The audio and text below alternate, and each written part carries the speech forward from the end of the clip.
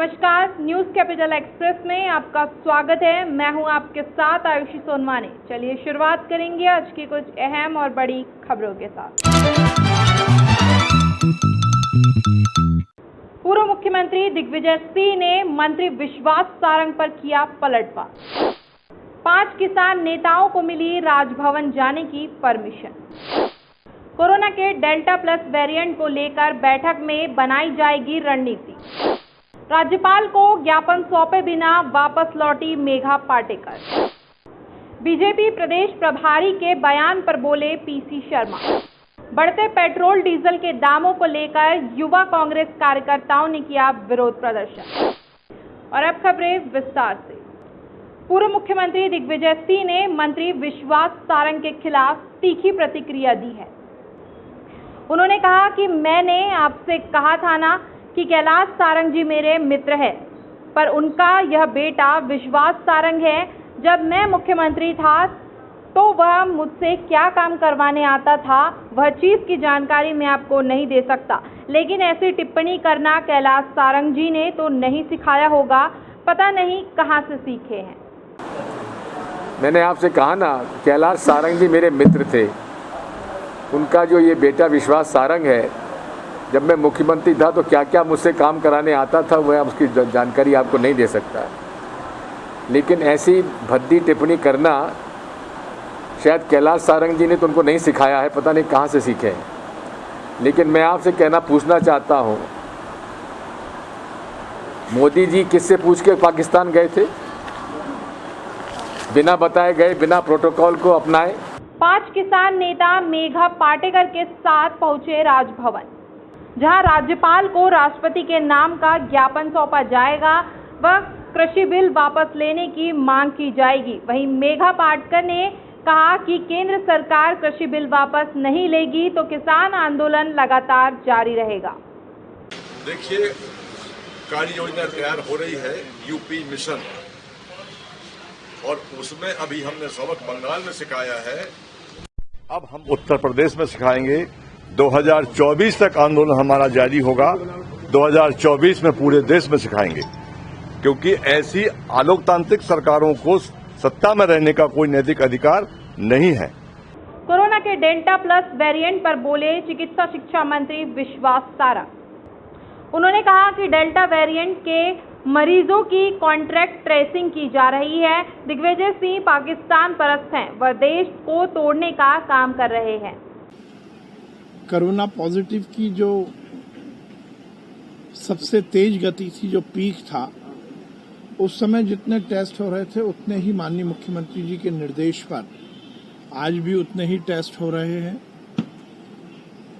हम ये सुनिश्चित कर रहे हैं कि टेस्ट की जो पॉजिटिव केसेस की वेरिएंट की जो टेस्टिंग है वो भी समयबद्ध तरीके से, जो प्रोटोकॉल है उस हिसाब से हो।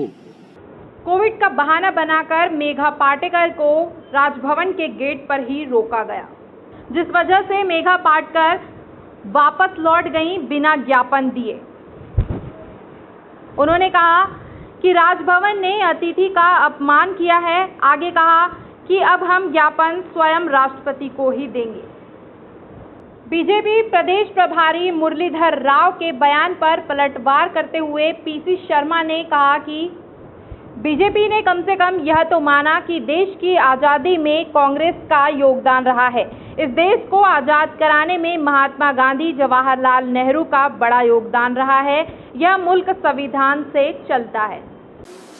कांग्रेस ने जो आज़ादी की लड़ाई लड़ी महात्मा गांधी और पंडित जवाहरलाल नेहरू के नेतृत्व में, तो ये संविधान बनाया, और ये संविधान पर ये देश चल रहा है। आज भारतीय जनता पार्टी की अगर सरकारें बन रही है तो ये कांग्रेस के संविधान की देन है, नहीं तो डिक्टेटरशिप भी हो सकती थी, जैसे बहुत सी जगह हुई है आज़ादी के बाद। पेट्रोल और डीजल के दाम आसमान छूने को बेताब है।